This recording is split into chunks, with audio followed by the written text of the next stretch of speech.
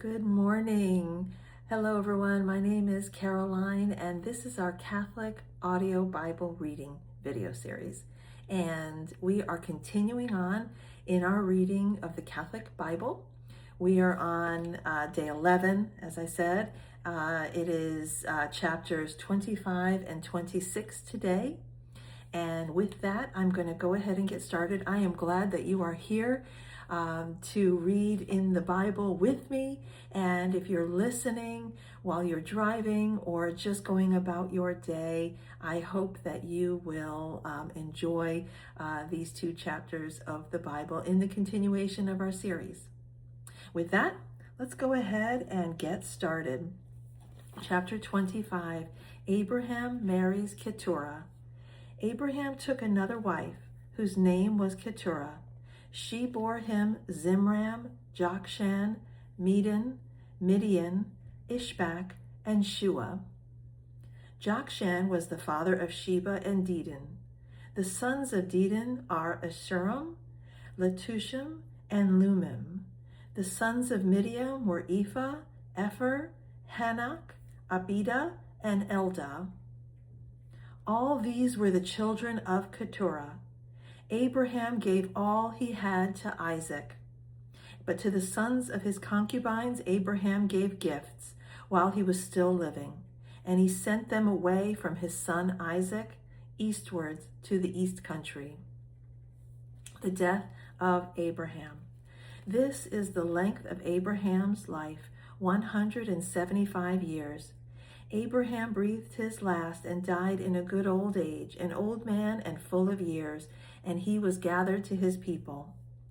His sons Isaac and Ishmael buried him in the cave at Machpelah in the field of Ephron, son of Zohar the Hittite, east of Mamre, the field that Abraham purchased from the Hittites. There Abraham was buried with his wife Sarah. After the death of Abraham, God blessed his son Isaac, and Isaac settled at Beer Lahai Roi. Ishmael's descendants. These are the descendants of Ishmael, Abraham's son, whom Hagar the Egyptian, Sarah's slave girl, bore to Abraham. These are the names of the son of Ishmael, named in the order of their birth. Nebaioth, the firstborn of Ishmael, Kedar, Abdiel, Mibsam, Mishma, Duma, Massa, Hadad, Tema, Jetur, Naphish, and Kedema. These are the sons of Ishmael, and these are their names, by their villages and by their encampments, 12 princes according to their tribes. This is the length of the life of Ishmael, 137 years. He breathed his last and died, and was gathered to his people. They settled from Havilah to Shur, which is opposite Egypt, in the direction of Assyria. He settled down alongside his people. The birth and youth of Esau and Jacob.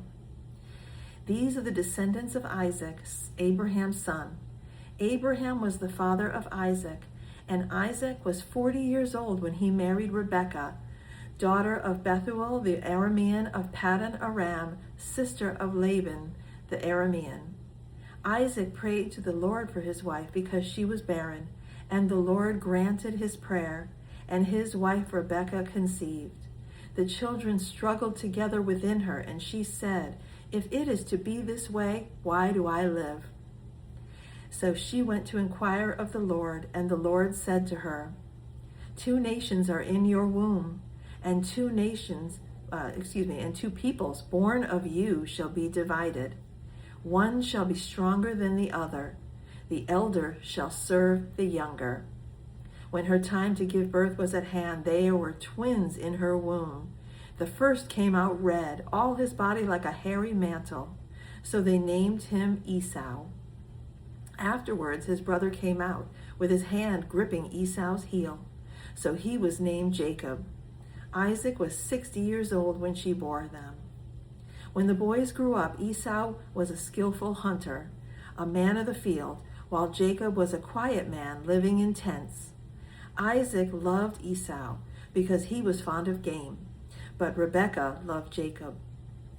Esau sells his birthright.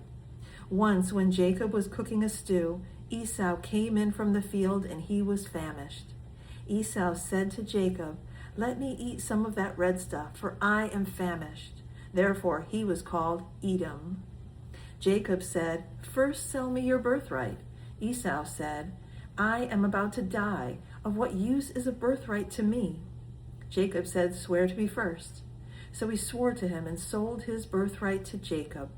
Then Jacob gave Esau bread and lentil stew, and he ate and drank and rose and went his way. Thus Esau despised his birthright. Chapter 26, Isaac and Abimelech. Now there was a famine in the land, besides the former famine that had occurred in the days of Abraham. And Isaac went to Gerar, to King Abimelech of the Philistines. The Lord appeared to Isaac and said, "Do not go down to Egypt. Settle in the land I shall show you. Reside in this land as an alien, and I will be with you, and I will bless you. For to you and to your descendants I will give all these lands, and I will fulfill the oath that I swore to your father Abraham.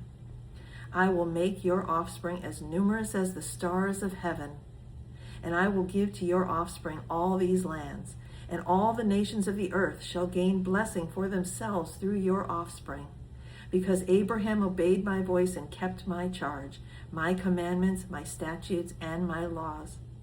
So Isaac settled in Gerar. When the men of the place asked him about his wife, he said, "She is my sister." For he was afraid to say, "my wife," thinking, "Or else the men of the place might kill me for the sake of Rebekah, because she is attractive in appearance." When Isaac had been there a long time, King Abimelech of the Philistines looked out of a window and saw him fondling his wife Rebekah. So Abimelech called for Isaac and said, "So she is your wife? Why then did you say, 'She is my sister'?" Isaac said to him, "Because I thought I might die because of her." Abimelech said, "What is this that you have done to us? One of the people might easily have lain with your wife, and you would have brought guilt upon us." So Abimelech warned all the people, saying, "Whoever touches this man or his wife shall be put to death." Isaac sowed seed in the land, and in the same year reaped 100-fold. The Lord blessed him, and the man became rich. He prospered more and more until he became very wealthy. He had possessions of flocks and herds and a great household, so that the Philistines envied him.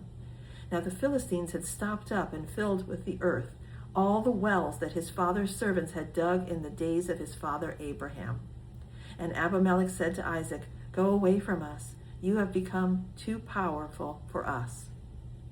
So Isaac departed from there and camped in the valley of Gerar and settled there. Isaac dug again the wells of water that had been dug in the days of his father Abraham, for the Philistines had stopped them up after the death of Abraham, and he gave them the names that his father had given them. But when Isaac's servants dug in the valley and found there was a well of spring water, the herders of Gerar quarreled with Isaac's herders, saying, "The water is ours." So he called the well Esek, because they contended with him. Then they dug another well, and they quarreled over that one also. So he called it Sitnah. He moved from there and dug another well, and they did not quarrel over it. And so he called it Rehoboth, saying, "Now the Lord has made room for us, and we shall be fruitful in the land."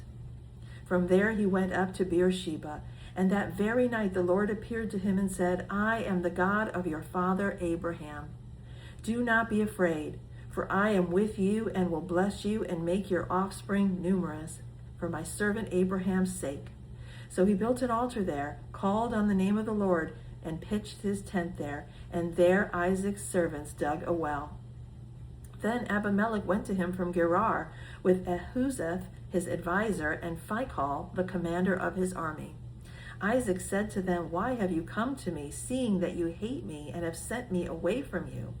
They said, "We see plainly that the Lord has been with you. So we say, let there be an oath between you and us, and let us make a covenant with you, so that you will do us no harm, just as we have not touched you and have done nothing to you but good, and have sent you away in peace. You are now the blessed of the Lord." So he made them a feast, and they ate and drank. In the morning they rose early and exchanged oaths, and Isaac sent them on their way, and they departed from him in peace. That same day Isaac's servants came and told him about the well that they had dug, and said to him, "We have found water." He called it Sheba. Therefore the name of the city is Beersheba to this day. Esau's Hittite wives. When Esau was 40 years old, he married Judith, daughter of Beeri the Hittite, and Basemath, daughter of Elon the Hittite, and they made life bitter for Isaac and Rebekah. There we go with chapters 25 and 26. And we see in chapter 25 that Abraham took another wife after the death of Sarah. Her name was Keturah, and she bore him many sons.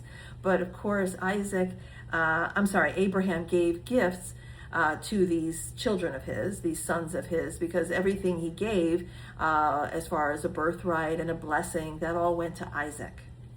So Abraham did die, and you see that Abraham lived 175 years, a ripe old age, and we see steadily over time, if you remember from the other Genesis chapters, that where in the days of Noah, the men lived, 500, 600, 700, 800 years, God said that he did not want his spirit to reside within mortals, and 120 years was the year that the Lord had said that would, that's a good age for death for the average man.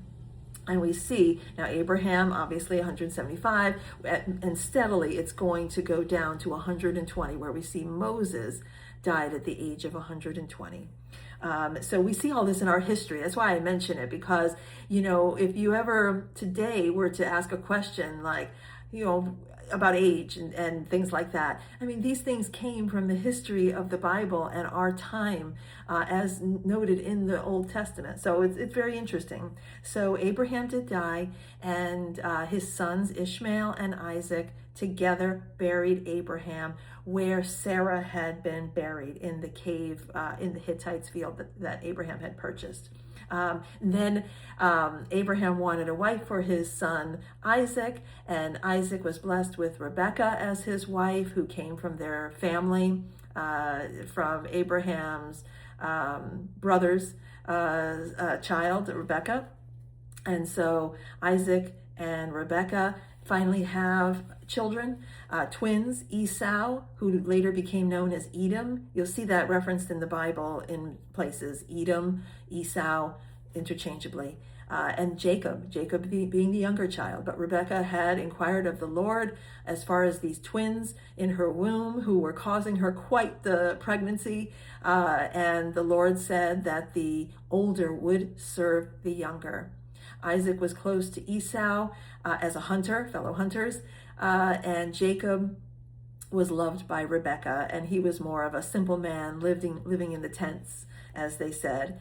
And so as they grew, Esau sold his birthright to Jacob, kind of a foolish thing. And they tell us this story because it just shows that these people are so similar to us all, right? They're examples of what not to do, what to do, how they lived, how we live, So Jacob, being clever, was making some food, and Esau came in famished and wanted to eat. And Jacob said, sell me your birthright and then I will give you food. And Esau, being very foolish, sold his birthright for a bowl of lentil stew.